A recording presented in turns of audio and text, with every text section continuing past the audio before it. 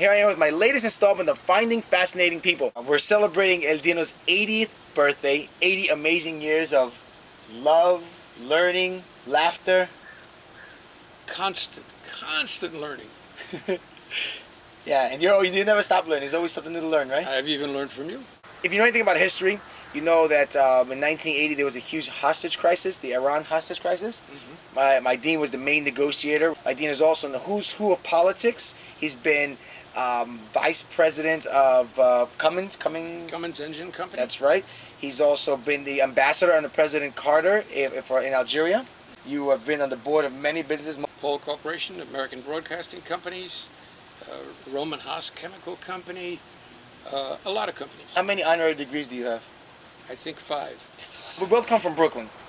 So let's go back to that. You know, we're going back to Brooklyn probably in 1930s, right?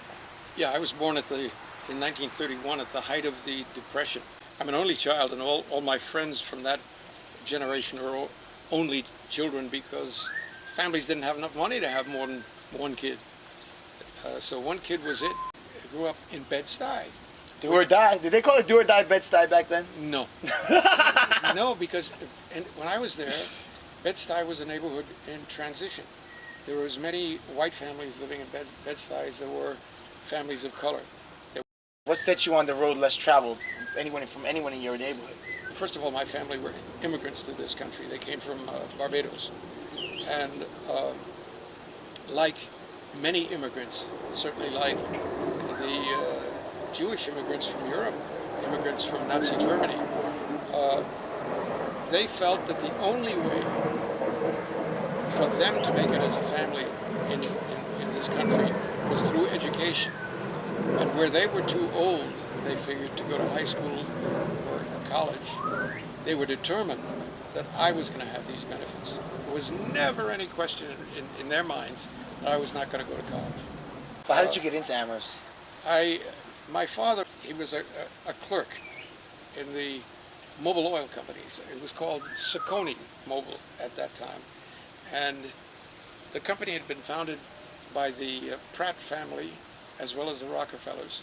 My dad worked in the office for a Frederick Pratt. One day Fred Pratt asked my father, well, how's your son doing? And I said, Dad very proudly said, he's graduating from high school.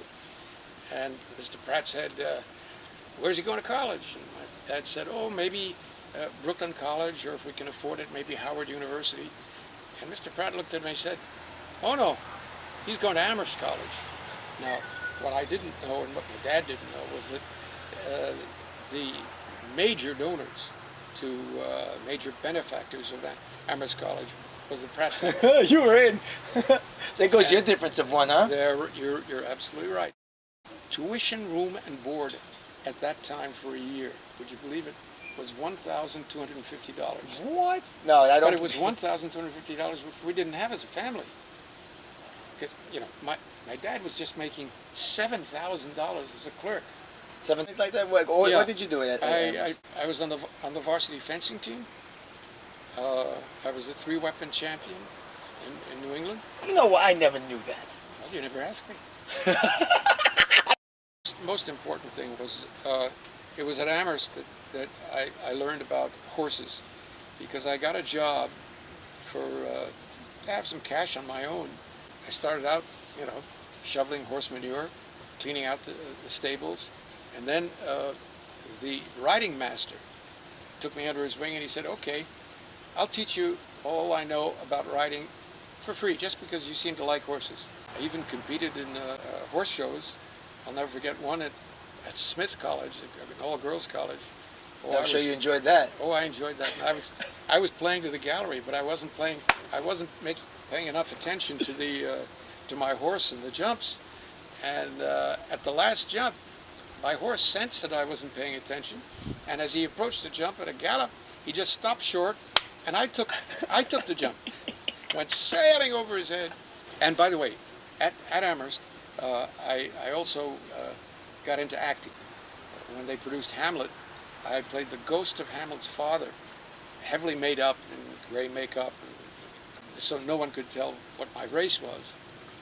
But the director of the theater never cast me in a servant role or anything like that. And I thank him for that to this day. He went on to become the dean of the Yale School of Drama, which is one of the best in the country. Okay. And that's where you went to. That's where you went to law school. That's where I went to law school, and I continued to act in the Yale School of Drama student productions while I was studying law. Amazing. It was just great. What's the transition? Like, how did you get into life of politics, and how do you wind up becoming an ambassador? You know? Well, when I graduated from law school, my first job was working for Averell Harriman, who was the governor of New York State at that time. He became a great benefactor of mine. I was in business living in Iran, and the White House, I got a call from the White House asking me if I'd be interested in an ambassadorship. And I said, well, yes, but where?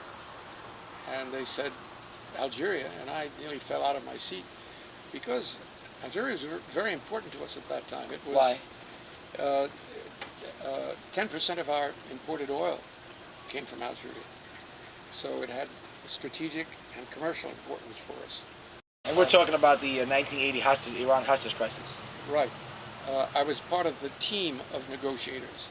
And it was a very important event because it was one of the few American diplomatic initiatives that succeeded. In other words, we got the hostages back. No one was killed? Every one of them. No one was killed. Some had been subjected to mental torture, some to physical torture, and we paid nothing for it.